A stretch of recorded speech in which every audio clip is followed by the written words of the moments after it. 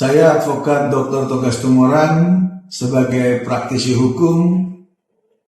Ini kita minta semacam perkembangan terbaru dari pihak Kejaksaan Agung terkait dugaan korupsi yang telah merugikan negara 271 triliun, di mana sudah ditetapkannya 16 tersangka dan salah satu tersangka itu adalah suami daripada artis terkenal bernama Sandra Dewi, dan Sandra Dewi pun telah diperiksa oleh pihak Kejagung, dan pihak Kejagung juga telah menggeledah rumah Sandra Dewi, bahkan telah menyita beberapa unit kendaraan dari pihak ataupun dari rumah Sandra Dewi. Dan yang kita harapkan tidak berhenti sampai di sini, karena kita tahu kalau kita melihat atau mengacu di Undang-Undang Nomor 8 Tahun 2010, terutama di pasal 5-nya, itu jelas dikatakan bahwa yang menerima dan menguasai penempatan serta pentransferan pembayaran ataupun hibah dan sumbangan dan pernukaran atau menggunakan harta kekayaannya yang diketahuinya atau patut diduga merupakan hasil tindak pidana, maka ancamannya sudah jelas, yaitu 5 tahun ataupun ada denda 1 miliar rupiah. Nah, ini terkait Sandra Dewi sebagai istri dari Harvey Muiz. Dugaan pasal 5 ini wajib pihak Kejagung segera menetapkan tersangka terhadap Sandra Dewi. Tidak terbatas hanya di 16 tersangka lainnya.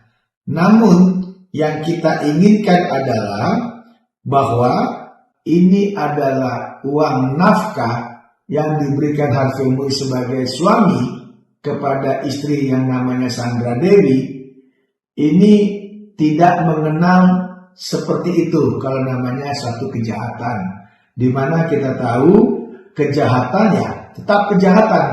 Jadi tidak hanya karena mereka suami istri, kewajiban sang suami memberikan nafkah sehingga sang istri terhindar. Itu tidak begitu. Karena di undang-undang yang namanya jahat, ya tetap jahat. Pelaku dan penerima wajib dihukum, apalagi ini kan extraordinary, yaitu kejahatan yang luar biasa. Nah, di sini terkait Sandra Dewi sendiri, kalau melihat daripada tindak pidana pencucian uang yang dilakukan oleh Harvey Muiz, ini harus terbukti dulu tindak pidana awalnya.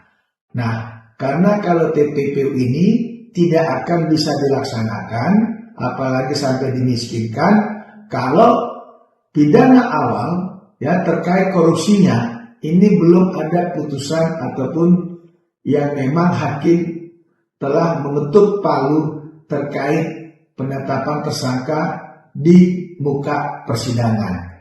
Jadi kalau dibilang akan dimiskinkan, itu bisa terjadi setelah terbukti dulu kesalahan di dalam tindak pidana korupsi yang dilakukan oleh Harvey Muiz. Dan pihak Kejagung sampai saat ini tidak berani menetapkan daripada orang lainnya.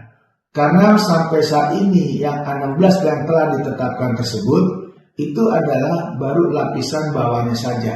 Artinya kaki tangan yang menerima perintah daripada bos yang sesungguhnya. Ada dugaan Kejagung atau Kejaksaan Agung ini agak sungkan.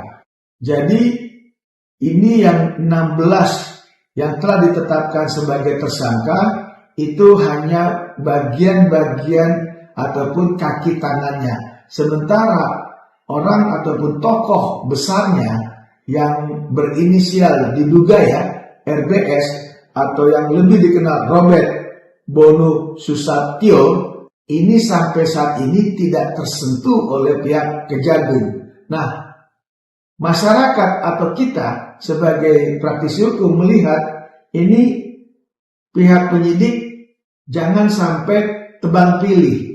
Artinya tidak boleh penyidikan suatu tindak pidana korupsi hanya berdasarkan satu kepentingan golongan ataupun kepentingan politik. Nah,